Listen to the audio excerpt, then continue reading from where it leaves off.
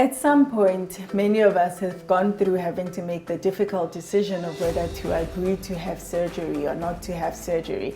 Often a very scary decision because you know what others have been through or how difficult or challenging or what complications they may have had.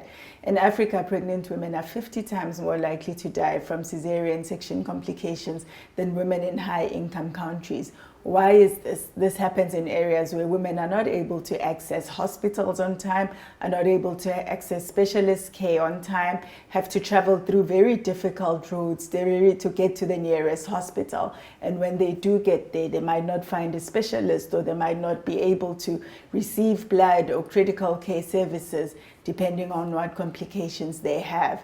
So my research has looked at this work, and initially my research was on bleeding during and after cesarean sections, and this has since led to a focus area of global surgery, which is a new emerging discipline which looks at surgical outcomes for the general population and how to improve those. This is not only about cesarean sections, but goes across all the various surgical disciplines, including anesthesia and various disciplines such as vascular surgery, neurosurgery, cardiothoracic surgery. So global surgery looks at all the surgical disciplines and how we can improve the access to surgical care and the quality of surgical care, providing comprehensive care and strengthening surgical healthcare systems.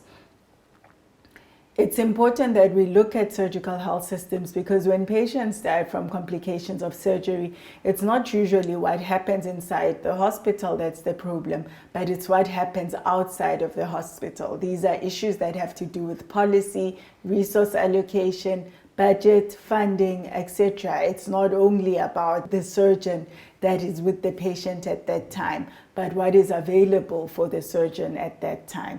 So as we've done more and more research trying to understand this, we have found that surgical systems and investing in improving surgical systems will save more lives. So 3 areas that I think are important for us as scientists in this area are: 1, improving surgical systems and doing research that aims to strengthen surgical systems; 2, understanding data and using data science and other forms of research that quantify how serious the problems are and what can be improved; and 3, looking at innovation to find unique solutions and new ways of doing things in order to improve surgical care and surgical outcomes.